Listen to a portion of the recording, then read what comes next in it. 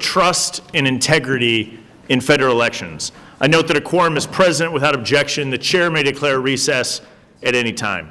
Also, without objection, the hearing record will remain open for 5 legislative days, so members may submit any materials they wish to be included therein.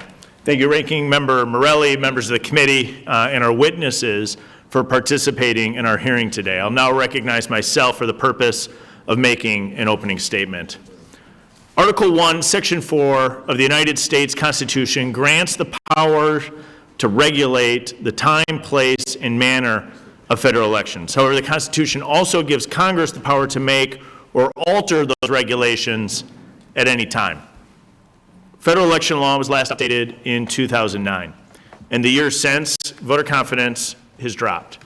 The Biden administration's failed immigration policies has resulted in over 10 million illegal aliens pouring into our country during that time period. Some states send every registered voter a ballot. 14 states don't require photo identification. This is why Congress must implement common sense election integrity reforms. And that's why I've introduced the Make Elections Great Again Act, or the MEGA Act. Here's the top line. Elections should end on Election Day. You should need a photo identification to cast a ballot. You must be a citizen of the United States of America to vote in a federal election. We need audible paper ballots, and we shouldn't be sending ballots to people that don't request them. These reforms alone will improve voter confidence, strengthen election integrity, and continue to make it easy to vote and hard to cheat. But this is a product of years of work and collaboration. We sought feedback from state and local election officials. We continue that dialogue here today. Delays in election results weaken voter confidence. Thousands of ballots can't arrive days after Election Day, which is exactly what I witnessed when I was at Los Angeles County Central Count days after the November 2024 election. Non-citizens on voter rolls weaken voter confidence. We cannot allow someone to say that they're a citizen simply by registering to vote by simply checking a box without verification. For example, that's exactly what Ian Roberts, an illegal alien, did when he registered to vote in the state of Maryland. Stories like this undermine America's trust in our elections. We're here to fix that. Today, you may hear Democrats make outlandish claims about these common sense policies. Former Senate Majority Leader Chuck Schumer recently called these proposals Jim Crow 2.0.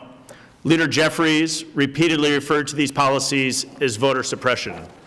Those statements are false, and they insult the intelligence of the American people. They're also the exact same arguments that were made when Georgia passed their election integrity law in 2021. As you may recall, major corporations took out full-page ads in newspapers decrying the bill. Major League Baseball moved the All-Star game out of Atlanta. President Biden called the Georgia law, you guessed it, Jim Crow 2.0. Stacey Abrams, the twice-failed Georgia gubernatorial candidate, never hesitated to call it voter suppression. They were wrong then, as Democrats are wrong now. But in Georgia, the law passed. Georgia has held 2 statewide elections since. What does this tell us? We can look at the empirical data. And the data tells a far different story than the Democrats would like it to do. Let's take a minute and review what's taken place in Georgia. Without objection, I'd like to insert 3 news articles to the record. Voting is surging in Georgia despite controversial new election law from the Washington Post. Yes, the Washington Post. Axios, record-breaking early voting in Georgia Senate runoff. And Valdosta Today, University of Georgia, post-election poll dispels voter suppression myth. All entered into the record. I encourage you to read them.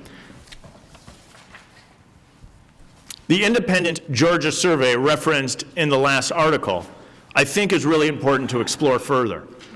The University of Georgia did a large and substantive review of the Georgia 2022 general election after the election integrity legislation was passed.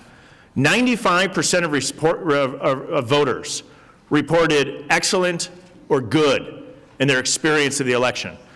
And that positive impression was across all key demographic groups, and that's important because notably 0% of blacks reported a poor or negative experience in the state of Georgia statistically. Additionally, 75% of voters waited less than 10 minutes in line to cast a ballot. What does all this mean? The common sense reforms House Republicans are proposing today will ensure it remains easy to vote, but hard to cheat. Elections should end on Election Day. You need a photo ID to cast a ballot. You need to be a citizen to vote. You need an audible paper trail, and you shouldn't mail a ballot to people that don't request them. These are common sense. It's why they're popular. It's time we make them standard in American elections. Today, we have an opportunity to have this conversation and to move forward on real and substantive election integrity in the United States. I thank our witnesses for being here today, and I now will recognize the ranking member, Mr. Morelli, for 5 minutes for the purpose of providing his opening statement. Good morning. Thank you, Chairman Stile. Thank you to the witnesses for being here.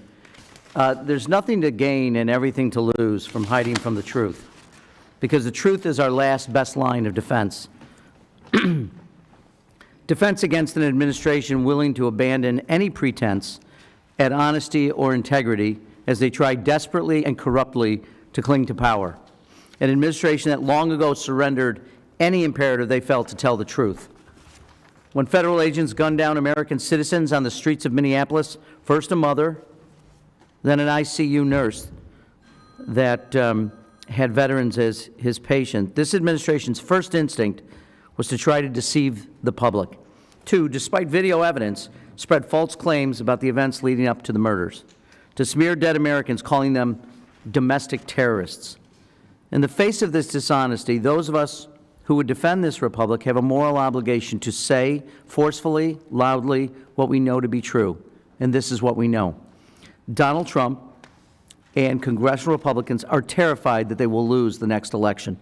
The American people over and over again for the past year have rejected the President's policies at the ballot box. Resounding defeats for Trump-aligned candidates across this country, from Virginia to Texas, and this weekend in the Speaker's home state of Louisiana. Because President Trump has done nothing to make the lives of American people better, nothing to make things less expensive, nothing to make us safer. Because of these failures, Republicans know they have one hope at winning the next election: change the rules of the game, destroy the rule of law, and desert any last remaining shred of allegiance to the United States Constitution.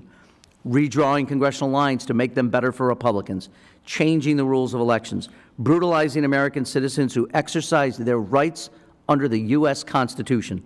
This scheme is not just how Republicans plan to take over our elections, it's how they plan to take over our country, to irrevocably destroy the American principles: peace, prosperity, equality that we all hold dear. I want the administration to know, and anyone who would align with them, people on this committee, we see what you're doing. We will not let it happen. That's why Homeland Security Committee Ranking Member Benny Thompson and I sent a letter to this committee and the chairman last week. We requested the committee hear directly from Attorney General Pam Bondi and Secretary Noem about the Trump administration's attempt to extort an American state, holding Minnesotans hostage, literally at the barrel of a gun, in exchange for voter file information. If this majority cared about election integrity, why aren't we investigating this horrendous abuse of power? Why aren't we demanding answers from this DOJ, from this DHS, from the administration that, by the President's own admission, wants to nationalize elections to help Republicans win? He says the quiet part out loud: help Republicans win. Today we're apparently discussing the Make Elections Great Again Act, or at least I think that's what it's about, because Republicans can't seem to decide. Our House colleagues have been talking about the Save America Act. We're voting on that bill tomorrow. Senate Republicans are talking about the SAVE Act. But really, all these bills have the same outcome. They are the Trump elections takeover bills. We know this because the President has said so himself. He said, we want to take over. We should take over the voting in at least 15 places. The Republicans ought to nationalize the voting. Where are the Republicans who once claimed they believed in the power of states to run elections? Because these bills would destroy that state power. This bill gives 9 separate authorities to the Department of Homeland Security, the department that has unleashed ICE and Border Patrol onto our streets, harassing and attacking American citizens to interfere in state and local elections. Even some congressional Republicans have called on Secretary Noem to resign. Why would we give her access to personal, private information of American voters? What's more, this bill gives Pam Bondi the power to unilaterally withhold all election funding to any state she chooses. I ask the American people this: do you want Donald Trump running your elections? Do you want Pam Bondi or Kristi Noem running your elections? And I want every American to know, this is not President Trump's election to take over. It's yours. He wants to take your power for himself. You, the American people, will determine the outcome of midterm elections, not Donald Trump, not Kristi Noem, not Pam Bondi. We see what the administration is planning, and we will stop them, even if congressional Republicans will not. Thank you.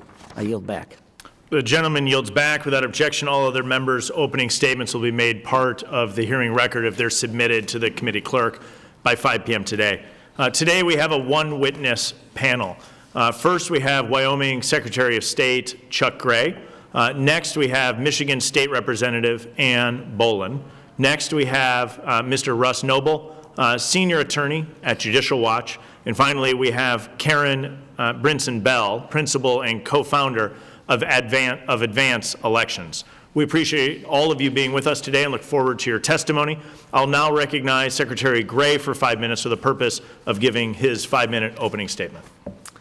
Chairman Stile, Ranking Member Morelli, members of the committee, thank you for the opportunity to testify before you today. As Wyoming's Secretary of State and Wyoming's Chief Election Official, I'm pleased to testify in complete support of the Make Elections Great Again Act. The MEGA Act creates baseline, common-sense standards for integrity, security, and confidence in federal elections across the United States. It is also key in fulfilling President Trump's executive order, preserving and protecting the integrity of American elections, of which I also stand in complete support of. These are election integrity measures that Americans widely support, and I appreciate your work to get them to the finish line. As a member of the Wyoming State Legislature and now as Wyoming Secretary of State and Chief Election Official, I've worked to advance and defend the protections to our elections set forth in the MEGA Act, many of which we have successfully instituted in Wyoming, including as the lead sponsor of state legislation requiring voter ID to cast a ballot in an election in 2021, requiring documentary proof of United States citizenship to register to vote in 2025, banning ranked choice voting, instituting election day deadlines for receipt of ballots, and banning the private funding of election administration, otherwise known as zuckbucks. These measures have withstood scrutiny and legal challenge and are being successfully implemented in Wyoming elections in accordance with Wyoming law. They are easy to implement and they are right. I want to speak specifically in support of the MEGA Act's common sense provision to require documentary proof of United States citizenship for registering to vote in federal elections. Despite the worn-out cries we hear from the radical left, requiring proof of U.S. citizenship to vote is not overburdensome. On the contrary, it is essential to ensuring enforcement of federal law, which unambiguously requires U.S. citizenship to vote. Requiring proof of U.S. citizenship to vote was the #1 priority of our administration's election integrity reform agenda announced ahead of Wyoming's 2025 legislative session. In partnership with the Wyoming legislature, we brought this landmark legislation into law, patterned off the requirements in both the MEGA Act and the SAVE Act to verify a person's citizenship when they register to vote through documentary proof of citizenship. On the eve of our proof of citizenship measure taking effect, Democrat attorney Mark Elias filed a federal lawsuit to block this voter integrity law. Immediately, our administration went to work preparing a vigorous defense. The lawsuit over Wyoming's landmark proof of citizenship law drew national attention, attracting the support of President Trump's Department of Justice, the Republican National Committee, and Republican attorneys general, all who filed briefs in support of our position, and I thank them for their support. And we prevailed in this lawsuit.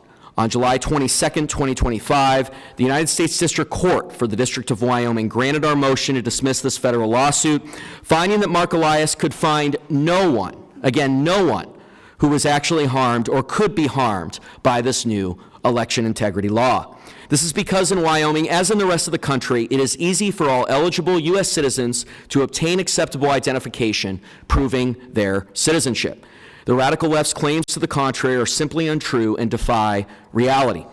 It is so important that we pass the MEG Act to require the documentary proof of U.S. citizenship in all federal elections so that these protections can be in place across the United States. Now, transitioning to voter ID, this widely supported election integrity reform is also simple to implement. Before we passed it, Wyomingites would show their license at the polls even though it wasn't required. And every election cycle, I would get calls from Wyomingites who asked me why on earth voter ID wasn't required. It became a mission to pass voter ID. And after we got voter ID to the finish line in 2021, the response we've had at the polls from Wyomingites is thank you. Thank you for having this basic protection of our elections. And it's easy for the necessary identification to be attained. Citizen just goes to our motor vehicle services, completes the necessary application, and the Department of Transportation takes it from there. Now to Wyoming's deadline, requiring all ballots to be received by the end of Election Day. When ballots are received after Election Day, it opens up the election process to fraud, confusion, and uncertainty. That's why the MEG Act's provisions stating that Election Day is the deadline for receipt of ballots, so we have uniformity and rigor around this issue, is so important. In Wyoming, we're constantly striving to improve our elections and continue to work on bringing through the other reforms found in the MEG Act. These include measures to ban ballot harvesting and institute a uniform, auditable, standard pen and paper ballot requirement. I applaud the committee for spearheading this work at the federal level. That is widespread support from Americans, and I stand with President Trump and you in working to achieve these goals. Let me be clear. The MEG Act standards are implementable, common sense, and essential to restoring the integrity and security of elections across the United States. Thank you, and happy to stand for questions. Thank you very much. Now recognize Representative Bolin for 5 minutes. Chairman Stile, members of the committee, thank you for the opportunity to testify. My name is Ann Bolin, and I currently serve as the chair of the Michigan House Appropriations Committee and previously chaired the House Elections and Ethics Committee, working on election policy and oversight. Prior to that, I was a local clerk for 16 years, responsible for administering elections, local, state, and federal. My experience has both been practical and bipartisan. After the 2020 election as elections chair, I negotiated broad bipartisan improvements to Michigan election law, expanding options for polling locations, strengthening drop box security, and chain of custody standards. My focus has always been simple: make it easy to vote and hard to cheat. Today, many Americans hold real concerns about election security and fairness. This act gives us a chance to set clear, reasonable baseline standards for federal elections to help states deliver consistency, transparency, and trust. The Constitution grants primary responsibility to states for the time, place, and manner of elections, and the authority exists with Congress to establish baseline standards for federal elections. This act is not about federalizing elections. It is an opportunity to approach election policy in a practical and apolitical manner. After the extremely close election, controversial presidential election in 2000, Congress passed the Help America Vote Act because it was revealed that the U.S. lacked consistent, reliable, and modern election administration practices. Congress also acted with the UOCAVA and later the MOVE Act. These are all federal baseline standards that supported state administration and strengthened federal elections, and they made sense for the time. The 2020 election revealed similar variations in election practices and laws. Today is an opportunity for all of us to revive the trust of the American people in our elections and end this adolescent boys' game of dodgeball, bringing common sense and widely supported safeguards to ensure we have fair and secure elections. This starts and stops with solid voter rolls for U.S. citizens only. The American public is resoundingly in support of this. 83% support only U.S. citizens voting and using an ID for elections. Requiring photo ID to cast a ballot is a common sense step that aligns with everyday life. Voter ID requirements can be implemented while ensuring access, with the goal of the requirement of clarity, security, and broad participation by those who are eligible to vote. When voters know that everyone is playing by the same rules, trust grows. That trust benefits everyone. Adopting photo ID protocols nationally should be an essential element of our elections. Photo IDs should be current, and current should be clearly defined. Photo ID protects the voter and the election administrator. Voter registration is the foundation of accurate voter rolls. The MEGA Act's emphasis on citizenship verification at the time of registration reflects a very basic principle. Federal elections are for United States citizens. Documentary proof of citizenship when registering would create a clear and consistent standard across states. Registration should not be considered complete without this proof. Suggesting this will harm certain demographics is both disingenuous and insulting. Nationally, we just completed Real ID process, which showed nationwide identity verification efforts can be implemented thoughtfully and effectively. Registration list maintenance should include cross-check verification. Access to cross-checking data should remain with election administrators and never be transferred to third parties. Government data sources consist in this effort as a clear and usable pathway for states to manage their voter rolls. Accurate voter rolls are the bedrock of secure elections. Federal baseline standards, including list maintenance, can support states in carrying this out consistently. Baseline standards can generate better protections and improve election administration, supporting quality control. Standardized post-election and performance audits can help improve administration by enabling early identification of procedural shortfalls before they become a problem. Key ballot standards are paramount. Paper ballots with numbered stubs should be used in all elections. They should be printed with safeguards such as barcodes or watermarks to prevent fraudulent ballots. Ballot and voter harvesting should be treated as harsh offenses with stiff penalties. In-person election day voting and limited early voting should be limited. All mail-in ballots should be considered absent voter ballots. They should require an application stating a reason and a wet signature. Too many states have removed the application requirement, creating opportunities for fraud. All application and ballot activity should be date and time stamped by an election official consistent with federal regulations. A thorough chain of custody from start to finish ensures the greatest level of integrity for a recount, the canvass, the certification, or post-election audits. Efforts to reestablish federal baseline standards will take commitment. As Michigan House Appropriations Chair, I am compelled to encourage adequate funding for our elections, not third-party funding. I generally do not welcome Big Brother, but I do think elections should be considered key infrastructure if we are to avoid systematic overhaul of our elections by states through ranked choice voting, QR code voting, ballots on demand, and the like. Consideration of funding contingent upon compliance with the Act accelerates its implementation. Finally, the MEGA Act provides an opportunity to establish practical nationwide baseline standards for federal elections while respecting the roles of states administering them. With thoughtful implementation, we can make elections work better for voters, election officials, candidates, and our country to ensure every eligible voter can vote freely, secretly, independently, and securely. Thank you again for the opportunity to share my perspective, and I look forward to your questions. Thank you very much. Mr. Noble, you're now recognized for 5 minutes. Good morning, Mr. Chair and members of the committee. My name is Russell Noble, and I'm a senior attorney at Judicial Watch that specializes.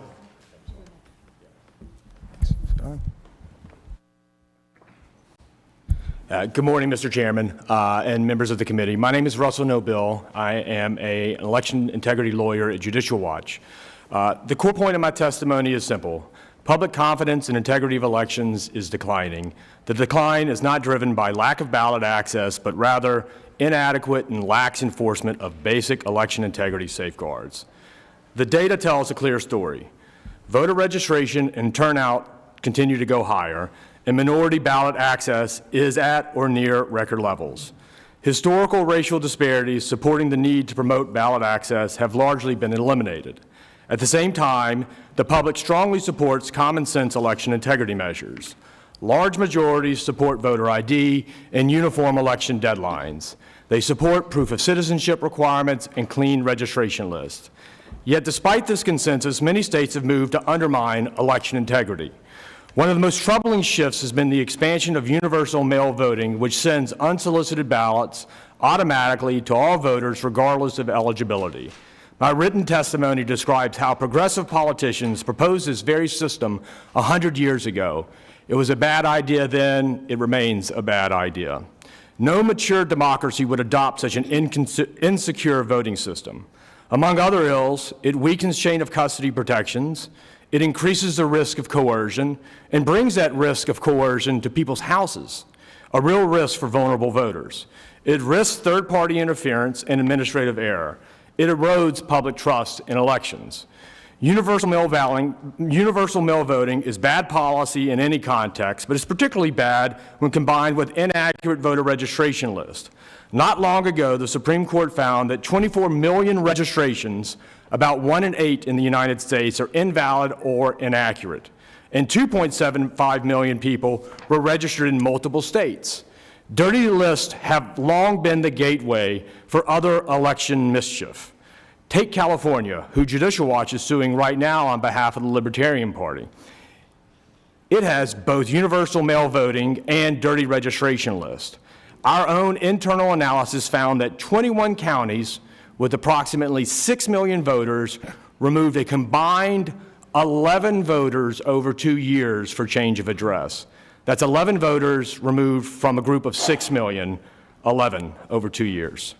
The NVRA imposes modest list maintenance duties on states, and it guarantees organizations like Judicial Watch access to list maintenance records so we can verify compliance with federal law. Many states fail under both federal obligations. Many do not conduct meaningful list maintenance, and when we simply ask them for the records to verify, as we're allowed to under federal law, they refuse, delay, or claim the records do not exist. Now they're not even giving the records to the Department of Justice, where I formerly worked, and would ordinarily ask for these records from 2004 to 2010. Those refusals are not just technical oversights. They defeat transparency, they prevent public oversight, and undermine public confidence in the election administration. Last year, Judicial Watch reported that our enforcement efforts over the years have resulted in more than 5 million ineligible registrations being removed nationwide. 5 million. Despite our success, we've barely moved the needle. Just last month, Oregon's new Secretary of State announced that they needed to remove 800,000 inactive voters in response to our lawsuit. The evidence shows that Oregon hasn't removed voters since 2017.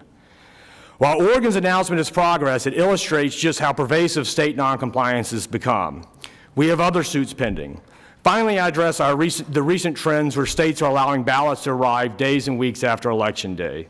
For the last 5 years, my colleagues and I have sued several states challenging this practice, and last month the Supreme Court ruled in our favor in the first case in which we represent Congressman Michael Boss in his suit against Illinois. It took 4 years to get a federal court to say that we could sue, and finally the Supreme Court agreed. The regressive practice of allowing ballots to roll in for days and weeks after Election Day is chiefly responsible for creating the banana republic-style confusion that follow American elections today. Judicial Watch's client, Libertarian Party of Mississippi, along with the RNC, successfully sued Mississippi in 2024 over this same practice. We won, and then yesterday we filed our brief with the Supreme Court to defend our win. The Supreme Court will hear that case on March 23rd. Our brief is attached in the record. 76% of the public support it. History explains why election integrity safeguards exist. They're not adopted by accident, and they're not racist. Thank you for inviting me to testify today. I look forward to your questions. Thank you very much. Ms. Brinson-Bell, you're now recognized for 5 minutes. Thank you, Chairman Stile, Ranking Member Morelli, and members of the committee. I appreciate the opportunity to testify today. My name is Karen Brinson-Bell, and from June 1, 2019 until May 14, 2025, I had the honor of serving as North Carolina's Chief Election Official and the Executive Director of the State Board of Elections. I oversaw the voting process for more than 7.5 million registered voters and led the 100 county boards of elections through hurricanes, a global pandemic, and record-setting turnout. Since 2006, I have served in various roles at the county, state, and national levels within the elections profession. Like my colleagues across the country, my work is always nonpartisan. As principal and co-founder of the firm Advance Elections, I now consult with election officials across our country on improving resilience in emergency situations and securing our elections. I was proud to testify last year before the Subcommittee on Elections, and I thank Chairwoman Lee and Ranking Member Sewell for the opportunity to bring to Congress the story of the people of Western North Carolina who did heroic work to maintain voting access in the aftermath of Hurricane Helene. I know from firsthand experience that election officials at the state and local level historically have not and currently do not receive sufficient support from our federal partners. All of the members of this committee were elected by ballots that were prepared and paid for by almost entirely by state and local governments. Everything that ensured that your election was accessible to voters, that only eligible voters could vote, and that their ballots could be counted as cast, all of it was run by local and state officials. And nearly all of it, 96%, yes, 96%, was paid for by state and local governments. Congress has appropriated some money through the Critical Election Security Grants Program, including $45 million in the latest round of appropriations. While welcome, $45 million is in no way sufficient for election officials grappling with rising costs and increasing threats. I've reviewed the MEGA Act and the Save America Act, both of which would impose substantial new federal mandates. I did Control F for the dollar sign, and I did not see a single dollar, much less the hundreds of millions needed to implement these changes. The rigid photo ID mandates would sweep away current systems even in most states with voter ID law, placing an additional ID requirements in many states. The bill would require equipping election offices with the means to verify IDs for every mail-in ballot, requiring an investment in new technology and additional staff. For context, the recent inclusion of photo ID documentation with the return of the ballot in North Carolina required a significant redesign of the mail ballot envelope. It led to increased postage costs and necessitated the development of administrative rules, including a public comment period, submission to the Rules Review Commission, extensive training, and voter outreach. The implementation of voter ID in North Carolina alone was a multi-million-dollar endeavor with a considerable runway and years of litigation. Next, the bill's nationwide documentary proof of citizenship mandates would require local election officials to act as document verifiers, an enormously expanded role for which they are not staffed or funded. And let's not forget the bigger picture. A nationwide proof of citizenship mandate that does not allow states to tailor policies to their own needs would disenfranchise eligible voters. When Kansas attempted to implement a proof of citizenship in 2014, even with a year and a half of implementation time, 12% of applicants were denied registration for failing to provide documentary proof of citizenship. Virtually all of those denied registration were in fact eligible. The bill's list maintenance procedures are also unnecessarily burdensome, costly, and do not provide flexibility to account for the differences among the more than 10,000 election jurisdictions in the United States. Nearly every provision in this bill would sweep away current effective systems of election administrations across the country without support or funding. As I bring my testimony to a close, elections are run by people in and of the communities where they are taking place. The needs of communities in Wyoming differ from those in Michigan and North Carolina. Decentralized election administration is a feature, not a bug, of our democratic system.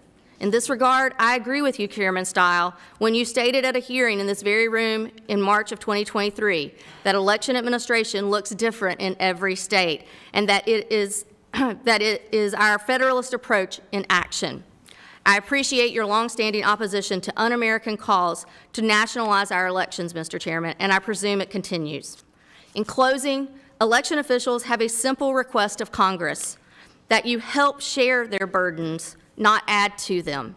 The bill under discussion today does not meet that simple test. Thank you, and I look forward to answering your questions.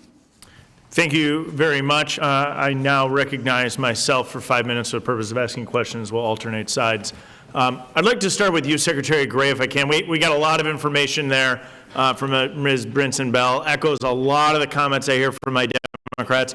But we got a great empirical case study in the state of Wyoming, so maybe we could learn a little bit about exactly what took place. We heard that implementing photo ID requires extensive training. I went and bought a six-pack of beer in Wisconsin the other day. The clerk, I don't think he had extensive training, but boy, he was able to look at my ID, confirm my birth date, confirm it was me, and then was able to sell me a six-pack of beer. Is it your experience in the state of Wyoming that folks in Wyoming need extensive training to implement photo identification? Chairman Stile, thank you for that question. My experience is that this is a common sense requirement. In fact, as my testimony talked about, in the lead up to us passing voter ID, we would have a lot of Wyomingites that would show their ID and it wasn't required, and they were outraged. Sure, because you need a photo ID when you board an airplane, open a bank account, buy a six-pack of beer. So there's no extensive training that was required when you implemented photo ID in Wyoming, correct? No extensive training. And then we heard hundreds of millions of dollars. There are some people in this building that could not spend enough money of taxpayer dollars to do all sorts of stuff. But I'm thinking to myself, I board an airplane, I buy a six-pack of beer, I have to show my photo identification. For the 2024 DNC convention, you had to show your ID. There was a senator just last week who held a town hall, required people to show their photo identification to come to his town hall. Massive costs associated with photo identification in your experience in Wyoming? No massive cost, Chairman Stile. In fact, we have a provision in our voter ID law that an individual can request an ID, have a hardship exemption if that is required. So under Wyoming law right now, the requirements in the MEGA Act would impose no further costs because we already allow for attaining that ID on a hardship exemption for purposes of voting. So there's no further cost. Which makes total sense, right? So if you truly have somebody that's indigent, doesn't have the funds to do it, the state should be able to provide that photo ID. Wisconsin does the same thing, but there's no cost to administer the elections in this regard. Wyoming implemented one of the handful of states not in the NVRA, so many states are restricted and prevented from providing citizenship verification. Wyoming is in a unique position where you could actually implement citizenship verification, very different than maybe the state of Arizona, for example, that's tried to work through that. So let's look at the experience that we have in the state of Wyoming. You implemented citizenship verification. We've heard from some of our colleagues, that millions or thousands or hundreds of people would be disenfranchised. What was the experience in the state of Wyoming after you had your election, after you've implemented citizenship verification? Well, thank you, Chairman Stile, for that question. And we had a very clean bond election last year under the documentary proof of citizenship requirement.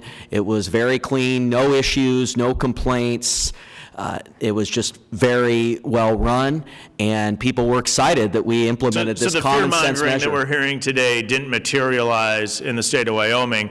From a cost standpoint, from a disenfranchisement standpoint, what you ended up was a good, solid, clean election. Do you think people's confidence in elections increased in the state of Wyoming as these common sense procedures were implemented? Absolutely, Mr. Chairman. Do you think they should be implemented in all 50 states? Yes. I believe it should be implemented in all 50 states. I want to finalize on one item. You noted that in the state of Wyoming, ballots need to be in by the end of Election Day, by the time polls close. At the end of the 2024 election, I went to the state of California. I was joined by a couple of my colleagues from California there, and I went to Los Angeles County Central Count. And you see thousands of ballots coming in literally by the truckload after elections close, because they allow ballots that are postmarked with a huge exception in that law to arrive after the election day. They're being counted. You don't know California results for House races that were competitive. If there was a competitive statewide race, we wouldn't probably have known results for that either. When you delay those results, does that instill confidence, or does that hurt Americans' confidence in our elections? It damages confidence, Mr. Chairman. It 100% damages confidence. You can envision going and playing a card game. Imagine, I'm not a card player, but if you went to a casino and played cards and you're playing with the dealer, and at the very end of the game with that dealer, the dealer says, you know what, I'm not going to flip over my cards for 3 or 4 days. You could be playing with the Pope and you wouldn't have a lot of confidence in exactly what is taking place. This is all about instilling confidence in our elections, that Americans have confidence. The Georgia election law, the laws and the reforms in the state of Wyoming prove that you can do this correctly, that you can increase confidence in our elections. And what Georgia has shown us is when you increase confidence in our elections, people will participate. It's why the state of Georgia's election participation remained high, and it's why Wyoming is doing a good job as well. I will yield back. I will now recognize the chair, or the ranking member, Mr. Morelli, for 5 minutes for questions. Thank you, Mr. Chairman. I do want to acknowledge I have complete faith in the Pope, so if he told me something, I would believe it. I would like to, last week, referring to the state of Minnesota, President Trump said, and this is a direct quote, "I won the state of Minnesota 3 times, but I got no credit for it." Congress 3 times certified Minnesota's electoral college votes, 3 times, including twice under House Republican majorities. Congress certified Donald Trump as the loser of the presidential election in Minnesota. Reminding the witnesses, you're under oath. Just a simple question. We could start from right to left. Do you have evidence or reason to believe Congress incorrectly certified Minnesota's results due to widespread fraud in Minnesota? Ms. Brinson-Bell? Sorry, sir. I have no reason to believe that Congress rightfully certified the election. Mr. Nobile? I do not have any evidence. Ms. Bowman? I don't have any evidence either. Mr. Secretary? I believe there were issues. I do. What does that mean? I believe there were issues So you out think there there was that need to be widespread- looked into. And I think that, you know, from an election integrity perspective, to perceive that we're not going to even ask questions, and the way that the modern-day Democrat Party, when people ask questions, have mocked them, is very troubling to me. Well, I would just say this, sir. You're under oath. You're here as an expert witness. If you have evidence that there was fraud in Minnesota, I think we should be, the committee members would very much welcome it. Otherwise, I assume, and frankly, I think I don't appreciate your partisan remarks, and I noticed that you left out in your opening statement, but it's in your written testimony. You referred to leftist goons when you're talking about people who bring cases in front of the court. So let me move on. I would love to ask Ms. Brinson-Bell. I appreciate you being here, and I appreciate your past testimony around the work that you did in North Carolina and your comments regarding state and local officials. You have obviously a tremendous amount of experience. This week, Republicans are bringing the Save America Act to the floor. Presumably, it's in committee, the Rules Committee later, a bill that imposes strict new documentary proof of citizenship requirements in order for American citizens to register to vote. Like the bill we're discussing here, the Save America Act would be effective immediately. Many states, including North Carolina, have primary elections literally in just a few weeks. I wonder if you could just comment, would states even have time to comply with such a massive change with federal elections just around the corner? Thank you, sir. I would just propose to everyone that when we talk about immediate implementation of any type of change in election administration, that is unworkable. And I point that out because Representative Boland, she pointed out some wonderful pieces of legislation that we have implemented across our country effectively, MVRA, UACAVA, so forth and so on. They all had runways. They all had funding. They all had training and ways that we were able to support the implementation. And so that would be my note of caution. And North Carolina, is in the election. Ballots have already gone out, and early voting starts on Thursday. Yeah. So the election's underway, and it will be for many other states very soon. Very good. I keep hearing about American elections not being secure. You did this for a number of years. Are American elections secure? You talked about local and state. Just your opinion on whether American elections are secure. Yes, sir. I believe that is the security of our elections has been proven. I believe that's why Congress has been able to certify the elections, and our legislatures and our state boards and our Secretary of State. In North Carolina alone, we have conducted post-election audits since 2006, reconciliation practices that prove the security of our elections. We have also, had record-breaking turnout as the citizens have known about the additional efforts that we have put in place in North Carolina. And I firmly believe that when someone believes that the system is secure, when they believe that a system works, that's when they participate. And so that's why North Carolinians turned out over 75% in 2020. Thank you. Just one last question as I'm running out of time.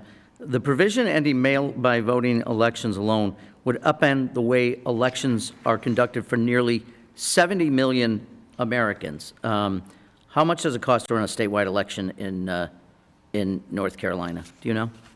A statewide election in North Carolina, a recent survey of the 2024 election was $35 million. Just in North Carolina? Just in North Carolina. Thank you. Before I yield back, Mr. Chairman, I ask unanimous consent to enter into the record two pieces. First of all, a statement in opposition to the bill from the League of Women Voters, a second from Fair Vote Action, as well as a letter from the National Association of Counties sharing concerns with the bill, and into the record a column by former Maricopa County Recorder, a Republican from Arizona, which makes clear that Republican claims about voter fraud are bogus. Without objection. And with that, I yield back. Thank you. The gentleman yields back. The gentlewoman from Florida, the Vice Chair of the committee, Ms. Lee, is recognized for 5 minutes. Thank you, Mr. Chairman, for convening this important hearing, and thank you to our witnesses for joining us here today. As Florida's former Secretary of State, promoting voter confidence and election security have been key priorities of mine since coming to Congress.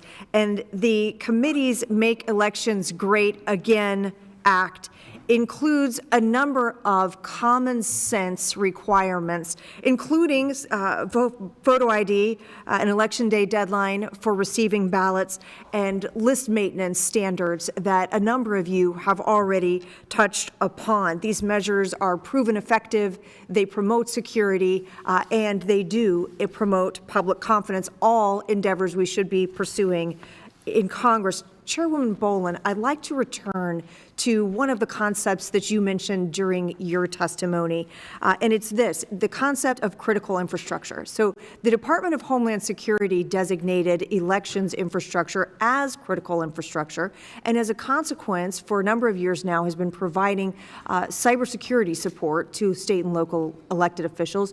You touch on this concept as important both to election systems and equipment, and also how you view the federalism concerns related to elections. I would appreciate it if you would elaborate on those concepts.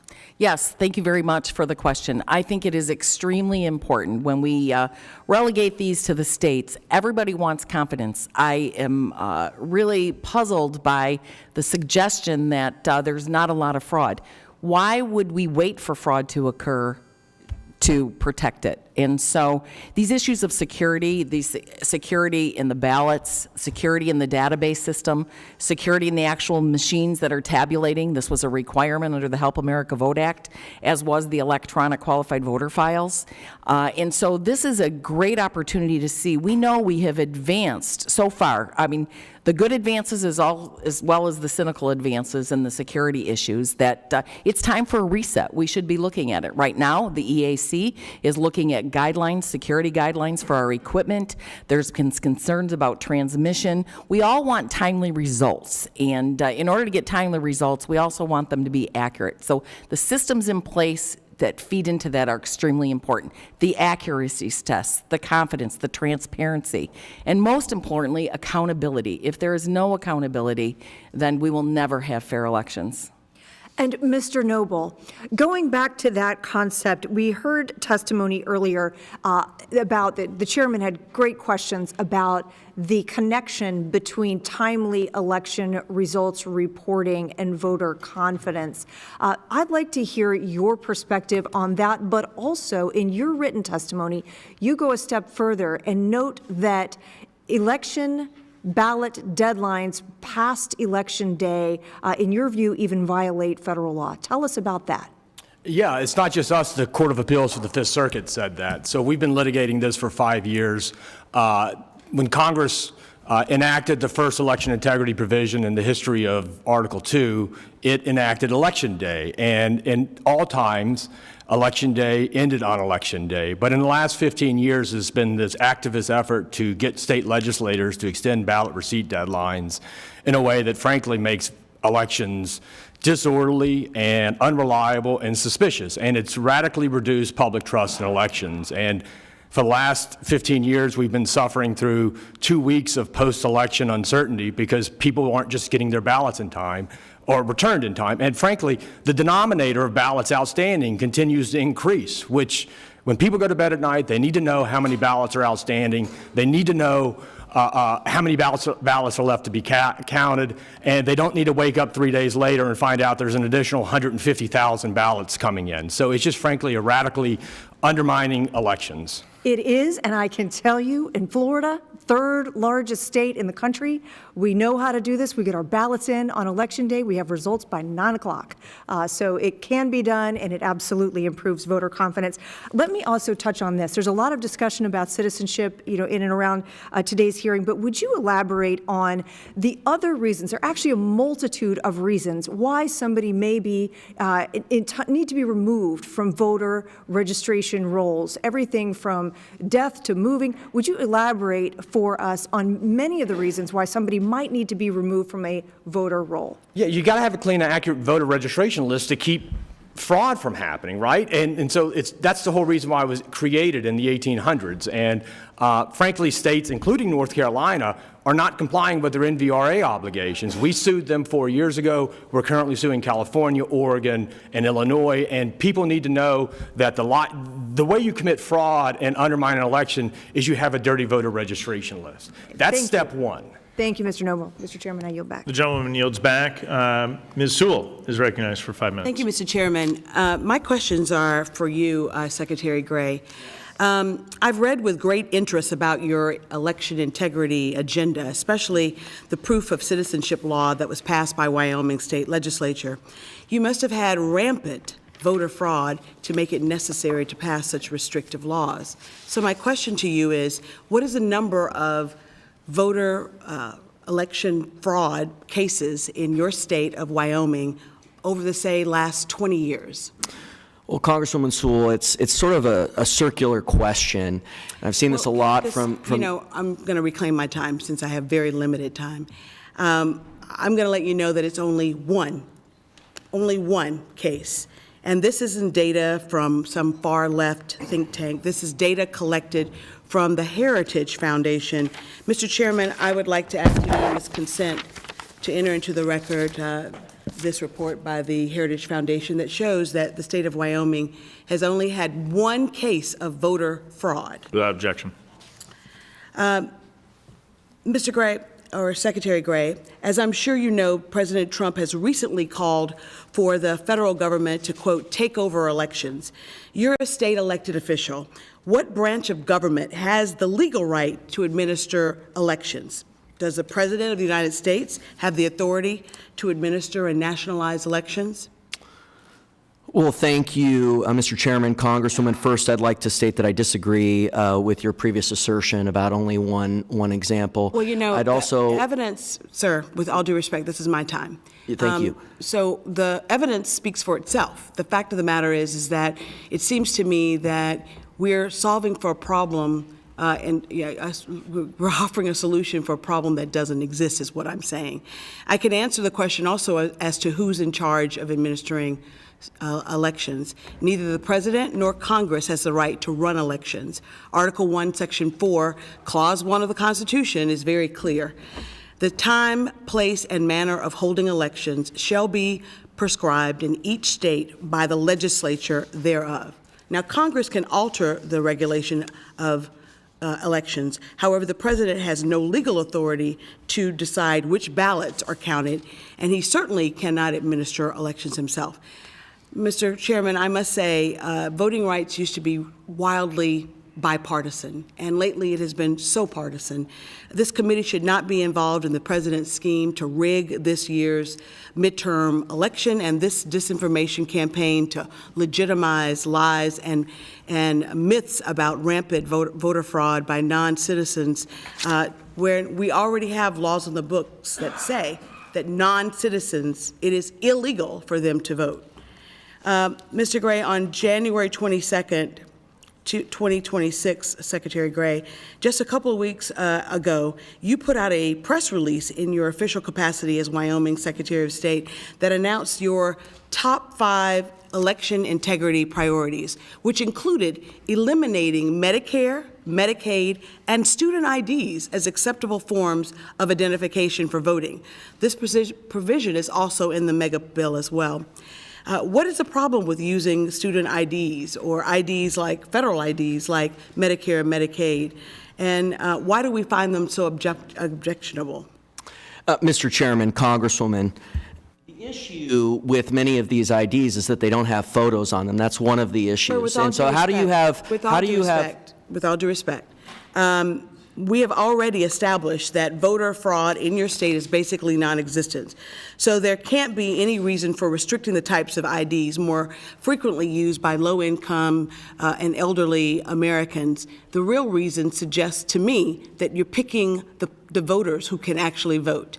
And eliminating students or making it harder for students who've reached the age of 18 to vote, to me, sounds very discriminatory. Ms. Bolin, I ask you the same question I asked Secretary Gray.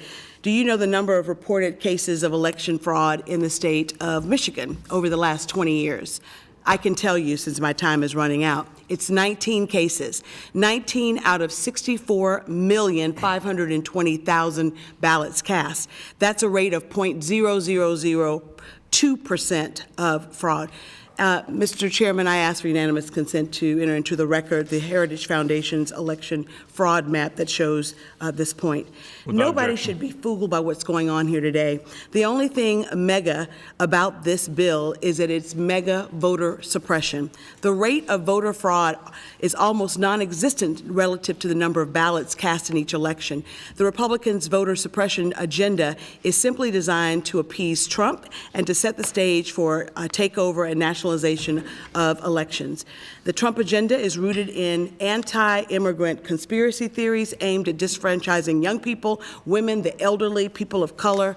And 1 in 3 eligible voters in America do not participate in our elections for a host of reasons, and 25% of eligible voters in America are not even registered. Instead of conducting this charade, I would prefer the time of this committee to be used trying to make sure that all Americans have the right to access the ballot box and to vote. And with that, sir, I yield back the balance of my time. The gentleman yields back. The gentleman from Georgia, Mr. Loudermilk, is recognized for 5 minutes. Thank you, Mr. Chairman. I'm the longest-serving member on this committee, and I think it's rich that the other side of the dais up here is talking about a federal takeover of elections. When I sat in this committee just a few years ago with a bill called H.R. 1 that Speaker Nancy Pelosi pushed forward, it was a 600-page bill that was a total federal unconstitutional takeover of elections. It included provisions that were not just challenging to impose on the states, but impossible to impose on the states. So when we're discussing a way of making our election systems with more integrity, I find it disingenuous to hear that this is a federal takeover by those that have authored one of the greatest and most exclusive federal takeover election bills ever. And from the looks of folks at the table and in the audience, I think you all remember H.R. 1 and what it also included the federal government helping pay for campaigns. So it was quite an interesting time that we were here, and I just find it's even that much more interesting now that the folks who authored the greatest federal takeover of elections are complaining about wanting somebody to prove their citizenship before they vote.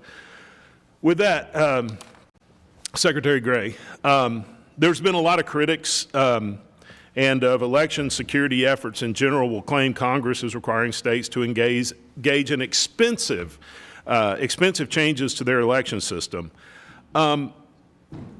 Have you experienced that it was very expensive for the state of Wyoming to implement its requirement for documenting proof of United States citizenship for registering to vote?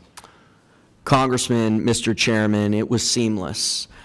low cost, no cost, and I haven't seen any cost yet other than revising training materials, and it has just been a seamless approach in implementing these federal statutes. What about the provisions within this bill? Do you anticipate that that would create a lot of expense to implement what's in here in the state of Wyoming? Thank you, Mr. Chairman, Congressman. Not anticipating really any expense, and the federal government has a role to play in setting these baseline standards. I mean, countering a little bit the testimony from a Democratic Congresswoman previously. I mean, you look at NVRA, HAVA, the Civil Rights Act. These are all bills that were supported by the Democrat Party that set baseline standards for elections, and that's what the MEGA Act and the SAVE Act is doing. So it's really incredible, some of these claims that are being made by the Democrat Party. Well, I appreciate that. You know, it seems like we've entered into an era of politics to where it really doesn't matter what the core principles are, as long as you can hang your political opponent with it. That's all that really matters these days. One last question for you. Would having a uniform procedure such as in this bill and security standards make it less expensive for states to run federal elections? Mr. Chairman, Congressman, I think having a uniform standard really clarifies things, and I think it's going to be very low cost or no cost. I mean, really, it's just revising training materials. That's it, and there's really no cost attached to that. Well, thank you for that. Representative Bolin, real quickly in the remainder of my time, thank you for being here. When I was a state representative, I had the opportunity to come and speak before Congress, and so we appreciate your time. The Department of Justice recently asked for Michigan to turn over portions of their centralized voter list in order to verify whether or not Michigan is compliant with the voter list maintenance procedures required by the National Voter Registration Act. In response, Secretary Benson wrote, "The law does not support this assertion. The collection, use, and dissemination of private information should be for a necessary and lawful purpose." My question is protecting the integrity of voter rolls a necessary and lawful purpose, in your opinion? Well, protecting the voter rolls, I would say protecting elections and the voters is more important. We do know that our Secretary of State has a history of making up her own laws. While she's a Secretary of State, she is not a legislator, and I think that that's a reminder of that. And I would say that we need to make sure that we are not making these dictates. There have been these interpretations by Benson, inclusive of Benson, over the years that really aggravated the situation. And I would say it led to a lot of the disruption in the 2020 election. Our Secretary of State has we had to subpoena her by our Oversight Committee, continues to refuse practical things, a manual for election administrators under the guise that it's to protect the voters. No, I think we all need to know and understand the standards of training for our election workers. Thank you for your time. I yield back. The gentleman yields back. The representative from California, Ms. Torres, is recognized for 5 minutes. Thank you, Chairman, and welcome to our witnesses. Shocking. What is happening in our country is not normal. This administration seems hell-bent on blocking certain voters from casting their ballot, changing the rules of elections so outrageously to purposely block millions of Americans who have been demonstrating against Republican policies. President Trump said he wants to federalize elections, and we need to ask, what does that actually mean? Are we talking about military with machine guns at our local school election stations, or masked, untrained, heavily armed ICE agents surrounding our community centers? What are we talking about here? The FBI just raided a local election office with the Director of National Intelligence tagging along like an obedient dog, allegedly in pursuit of a fever dream conspiracy theory about the 2020 elections that no sane person believes. Reportedly, the administration forced out the FBI special agent in charge when he questioned this investigation. And after his removal, the head of national intelligence put the local FBI field agents on a direct call with the president. And I've been told that Fulton County now has no way to verify if the FBI or anyone else has altered any of those ballots.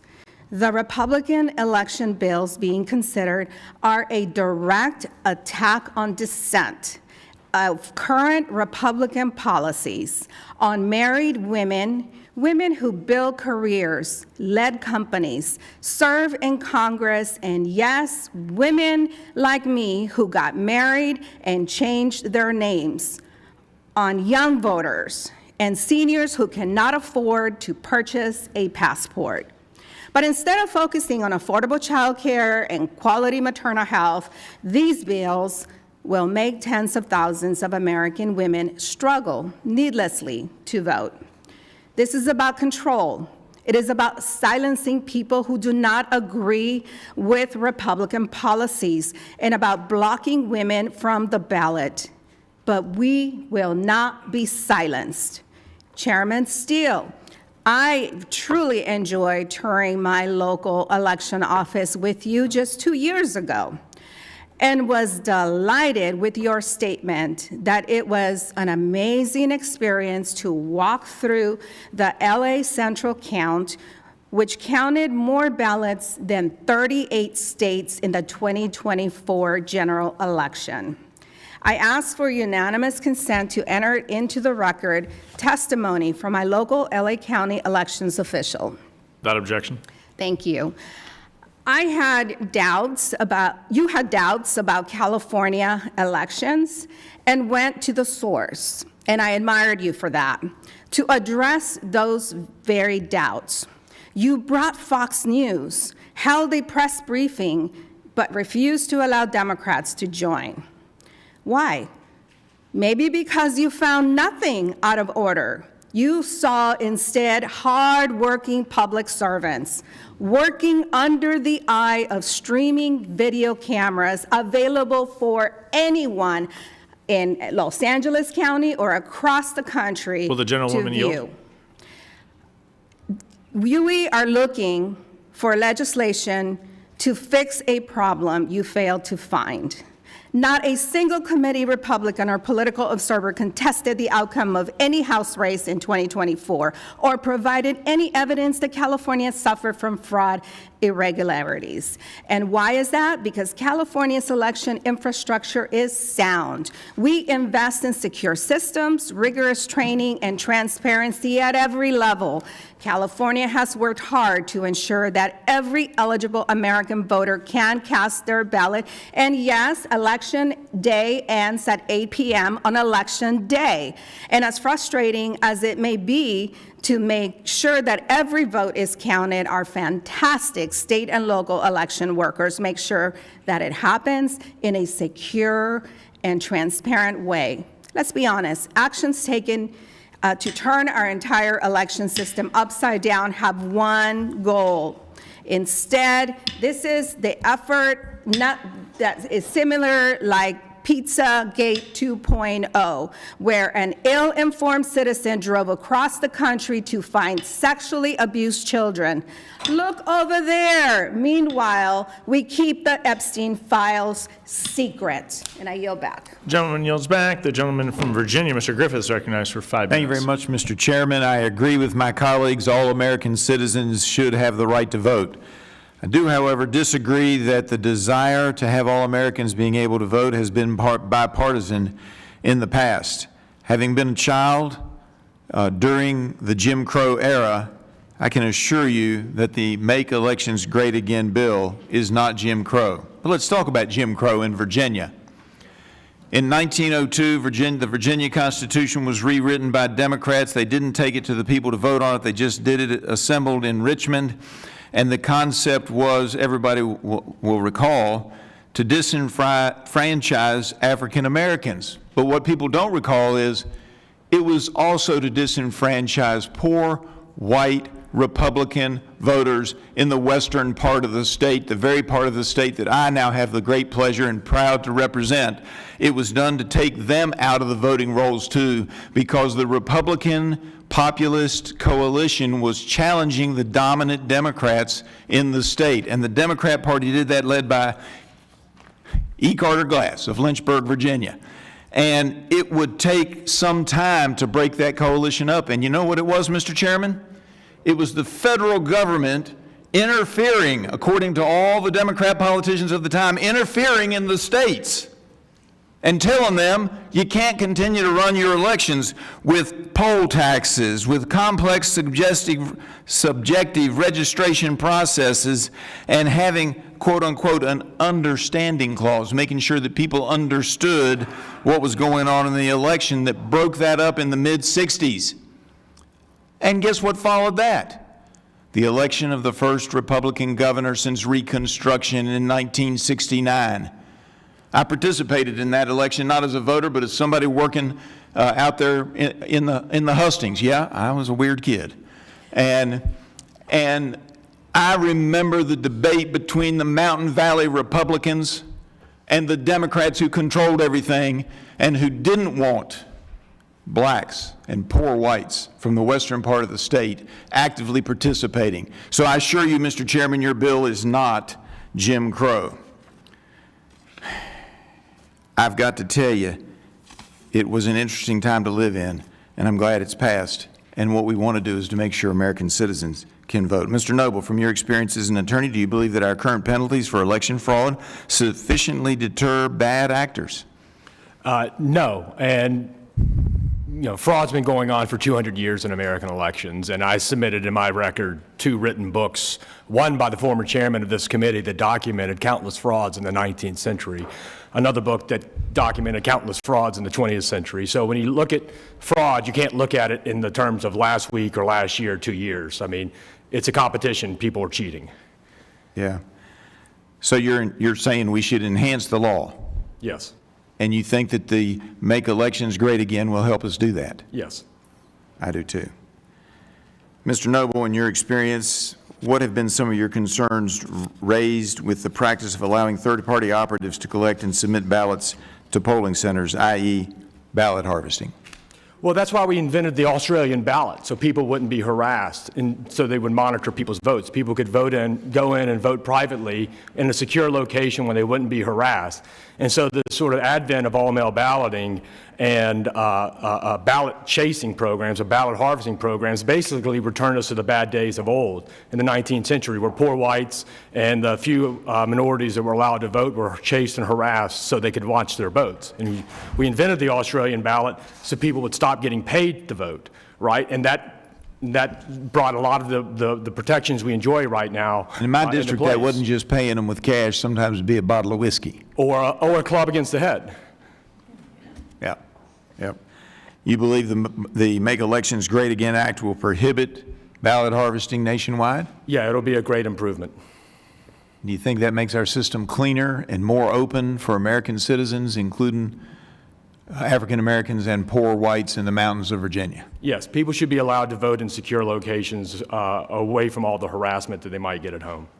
Thank you very much, Mr. Chairman. I yield back. The gentleman yields back. The representative from Texas, Ms. Johnson, is recognized for 5 minutes. Thank you, Mr. Chairman. Our Constitution envisions a nation united by the belief that every citizen has the right to participate in our democracy and elect the leaders who govern us, no matter our differences. And we must respect the fundamental constitutional right of every citizen to cast a ballot. That is every citizen that may not have a birth certificate. That is every citizen that may not have a passport. That is every married woman that has changed their name. That is every citizen that lives in a large county where their election office isn't open past 4 o'clock and they work all day to go register. That is every citizen. And the problem with this bill is you put all of these administrative hurdles in place to keep citizens from voting, to keep citizens from being able to register to vote. We have counties where you have one county office in a rural county of 300 miles. When you're working all day, how are you possibly going to go over there in person and provide all of this documentation? In Dallas, Texas, we have 4 million people. One election office where you can go to register to vote in person between 9 and 4. When you're a teacher When you're working a shift, how the hell are you going to get there to do this in person? When you were born at home and you don't have access to your birth certificate and those records don't exist anymore, you're a United States citizen and you're not going to be allowed to vote. When you don't have $150 and you can't wait 6 months to get a passport, then you don't get to vote. And you're an American citizen and your country and your government is denying you the right to vote under this bill. It is un-American, it is unconstitutional, and it is dead-ass wrong. Because the problem is there's a lot of things that we can do to ensure election integrity. If we really are concerned about people having the right to vote, why can't we submit documents online? Why can't you register online and submit a copy of whatever documentation you have? Why, not under this you can't, no ma'am. You have to do this in person. If we're really committed to making sure that people have the right to vote, then we need to open this up. We need to have an online national registration to vote. Why not? But no, you have to do this. And then the other thing is, I'm really just personally very troubled, Mr. Chairman, over this notion of women having to submit an affidavit at the poll. So does this mean that we're going to have notary publics at every polling site? Does this mean, what does this mean? That if your married name does not match your birth certificate, then you have to sign an affidavit. Well, how does one do that? You know, as a lawyer, when you sign an affidavit, it's under oath sworn to by a notary public. So does this mean now that we're going to make and require every election judge administrator and all of the millions of election sites across this country be notaries? Are we going to make people pay? Most notaries charge, are we going to make people pay $10 or $15 to go get their affidavit signed to bring to the poll? That's a poll tax. That's not okay. That's unconstitutional. Passports cost $150. Are we going to require people to pay $150 to get a passport now to be able to vote? Or are we going to waive that fee if you want to get a passport to vote so that you don't have an unethical, illegal poll tax? There's a lot wrong with this bill, Mr. Chairman, because you are putting so many roadblocks, so many obstacles in place that don't protect security, but what it is denying citizens their constitutional right to vote, which should be our #1 paramount concern of this committee, is how do we make sure that we do not disenfranchise millions of voters in this country? And this bill does just that. Ms. Bell, what would it be like if election judges across this country all of a sudden had to be arbitrators of whether or not a person is a U.S. citizen and that they have to sort of now interpret documents? What does that look like in the administration of our elections? Well, in implementing it in North Carolina, and I appreciate that it may not have been as much of a lift in Wyoming, but that's one of the things that I think is coming out from this hearing is that there are differences in administering elections. And so we had to go through extensive training to train the 25,000 workers in North Carolina's polling places. And that's 25,000 just in North Carolina. Imagine the state of Texas. Yes, and that doesn't include the day-to-day workers in the 100 county offices. Right. Fortunately, I'm out of time. We really need more time on issues like this because this is a significant bill, and I yield back. Gentlewoman yields back. The representative from Oklahoma, Ms. Bice, is recognized for 5 minutes. Thank you, Mr. Chairman, and thank you for our witnesses being here today. First, I want to address Ms. Brinson-Bell. In your testimony, you mentioned that there was no funding tied to this legislation, and I think it's important to clarify that this committee is a authorizing committee. We are not an appropriations committee, and as someone that sits on both a authorizing committee and an appropriations committee, I'm glad that there is no funding in here because that should be a authorization or a appropriations committee jurisdiction. As someone who sits on that committee, I am committed to finding ways to help continue to provide funding, and I have legislation I'm currently working on to do that very thing. You know, we've heard my Democrat colleagues talk about that Republicans want to federalize elections. But I think it's important to remind my colleagues of a bill that was put forward in 2021, the For the People Act. And I want to read a couple of things that the For the People Act did that I think would be interesting to those that are listening to this hearing today. Automatic voter registration, same-day registration, a ban on voter purges in rolls. It sounds to me like this is federal regulation of elections. And my colleagues, including the ranking member and the two members sitting next to him, voted aye on this legislation. So I think it is disingenuous to say that Republicans are looking at federalizing elections when my colleagues on the other side of the aisle were very much in favor of doing something on election integrity back in 2021. Ms. Bolin, I want to start with you. The Department of Justice asked for Michigan to turn over portions of their centralized voter list in order to verify whether or not Michigan was compliant with voter list maintenance rules. In response, Secretary Jocelyn Benson, who has testified in front of this committee, wrote, "The law does not support this assertion. The collection, use, and dissemination of private information should be for necessary and lawful purposes." Ms. Bolin, is protecting the integrity of voter rolls a necessary and lawful purpose? Protecting the voter rolls, I think protecting the voters is. And so protecting the voter rolls under the definition by Benson is absolutely not protecting it at all. It should be turned over. In a recent video, Secretary Benson says states can and must hold the line in defiance of the DOJ's attempt to enforce federal election law. Do you believe Michigan should defy the department's efforts to instill integrity in Michigan's voter laws? Absolutely not. Mr. Noble, I'd like to throw this over to you. Can you talk a little bit about what's happening in Michigan and why you think it's so important for us to make sure that these voter integrity laws are held? Yeah, I mean, the Department of Justice's ability to get those records for, frankly, 30 years has been unquestioned, right? I mean, when we enforce it at DOJ, the DOJ gets it. It's Section 8I of the NVRA. Michigan has, inaccurate voter registration lists. There are certain quirks about it, Michigan, that makes it difficult to enforce it there that I can't go through here. But they have very outdated lists. It's one of several states that do all over the country. I mean, I talked in my testimony about California and other places, so I won't go through that here. But I mean, 21 counties in California removed 11 voters for change of address. I mean, that's not even, it's tough to even take that seriously. So you can extrapolate from that onto Michigan, which is even more defiant than California sometimes. So it's its rolls are very inaccurate, I suspect. And I think on that note, when I first got to Congress, I come from the state of Oklahoma, where we have very stringent voter ID laws, which were passed by the citizens of Oklahoma back in the 90s. We also have very strict mail-in ballot laws. We are required to have it notarized. And in my state in 2020, a lawsuit was filed to actually throw out that notary requirement. Fortunately, as a former legislator, I was part of the process by which we were actually able to confirm that you had to have some sort of voter ID along with the ballot.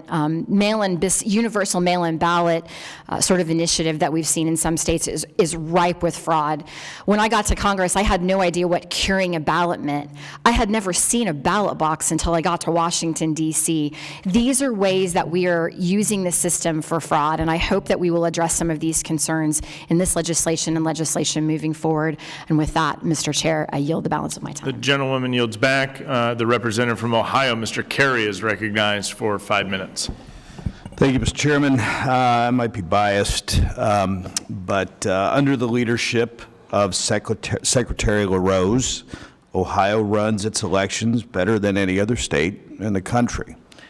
Our state's comprehensive approach prevents fraud, minimizes costs, and upholds the legitimacy of our elections. By embracing new technologies, rigorous oversight, and common sense policies, Ohio, in fact, has set itself apart. For example, in our state, we have implemented basic requirements to prove you are a U.S. citizen, a resident of the state, of legal voting age, and more. We have shown we can have transparent and trustworthy elections and deliver those results quickly. I think our process, honestly, can be the model nationwide. And I invite my colleagues on both sides of the aisle to embrace our approach in the Buckeye State. Well, I could go on and on about Ohio, and if you come to my office, I probably will. I want to highlight some of the winning policies, and I'm going to go to you, quickly, Mr. Gray, and you have championed the Wyoming voter ID requirement as highlighted before. I ask you, and I understand your legislative process is a lot different, what were some of the hurdles that you faced while you were trying to implement that law? And say it rather quickly, because I got a bunch of questions. Well, thank you, Mr. Chairman, Congressman. I think one of the challenges is debunking a lot of the sort of straw man arguments that get put out there. And we're seeing that on proof of citizenship for registering to vote and these other election integrity reforms. It took us 4 years to get that through, but eventually I think people saw the light. And I think the 2020 election brought out a lot of these deficiencies that states have in their codes, and one of them was that we didn't have a voter ID law, and we needed to get that done, and we got it done in '21. And your legislative process, was it meet once every 2 years, or how's it work in Wyoming? Yes, it's once every year, general session in the odd years, budget session in the even years. I did learn something from your testimony as an Ohioan. I didn't realize you were referred to as Wyomingites. That Yes. was one thing I did learn. Mr. Noble, Judicial Watch has filed lawsuits to compel voter list maintenance, including the removal of eligible voters. Under our bill, the Make Elections Great Again, or H.R. 7300, which I am an original co-sponsor, updates voter list maintenance requirements nationwide, including by allowing removal if a registrant is discovered to be a non-citizen. How does this change of address issue have you seen or argued about in court? Thank you for the question. So the current NVRA has very limited removal options. We can do it for change of address, death, and a few others, but those are the two big ones. There's been restrictions on the ability to remove people directly for citizenship. And if you recall, in 2024, before the election, there was a big debate that the Supreme Court resolved in Virginia right before Election Day. You know, the MEGA Act takes list maintenance from a periodic reasonable effort requirement to a more specific requirement. And it's frankly not all that different than what the Congress did in response to the Uwakava Act in 2009. If you recall, 2008, military votes needed to go out within a reasonable time, and there were a lot of problems that happened in the 2008 election. And then in 2009, in response to those problems, Congress set a hard deadline for Uwakava ballots to go out in the MOVE Act. And so with this amendment that is being proposed for the MEGA Act, make those changes. President, I have more questions, but bottom line, it is beneficial to have a uniform baseline standard for voter list maintenance requirements. I'd like to point out a couple things, because with all the pomp and circumstance and all of the things my dear colleagues have said, I went ahead and I do read the New York Times. Some on our side do. I just wanted to read a quote from there. So as legislators discuss, Article 1, Section 4, this is coming from New York Times, so it's pretty factual according to my colleagues. Article 1, Section 4 of the Constitution states, that states set the time and places and manner of elections. It also grants Congress the power to make laws about elections. That's what we're talking about today, folks. That's all we're talking about. And to my dear colleagues, some of the other things that I have, and give me just one more second. Some of the letters that have been put in for the record against this legislation, all I ask, the old phrase, judge them not by their words, but by their deeds. Look at the fundings of a lot of the groups that are saying to not support this legislation. So with that, happy to be an original co-sponsor, and Mr. Chairman, I yield back. The gentleman yields back. The representative from Illinois, Ms. Miller, is recognized for 5 minutes. Thank you, Chairman, for holding this hearing today, and thank you to our witnesses for being here. House Republicans are leading the charge to restore faith and trust in our elections. Election integrity should be a nonpartisan issue, but sadly, House Democrats have made it clear they have no interest in restoring confidence and ensuring security in our elections. As ABC noted this past weekend, 83% of adults support requiring a photo ID to vote, as do 73% of Democrat voters.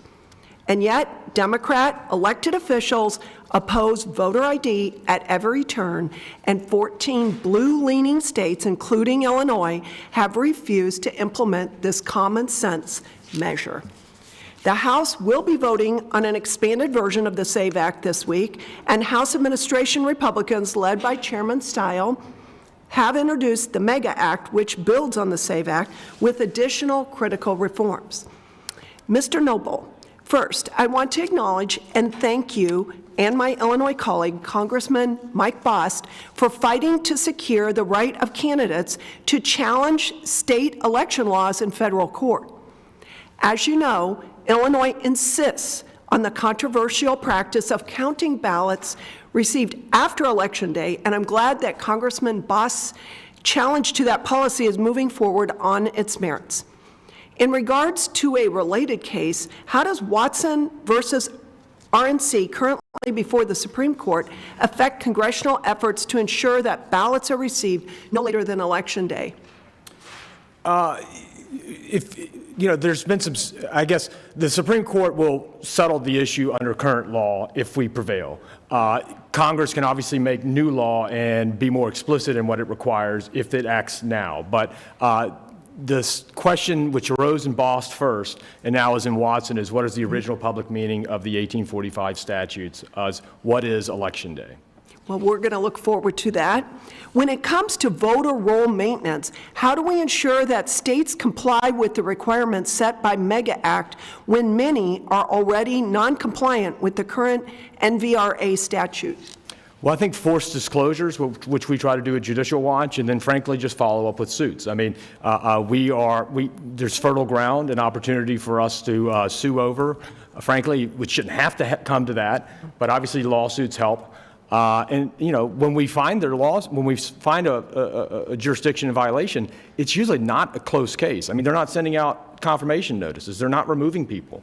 It's pretty slam dunk. But, the partisanship nature of the question makes it very difficult to get anyone to just settle and resolve the questions.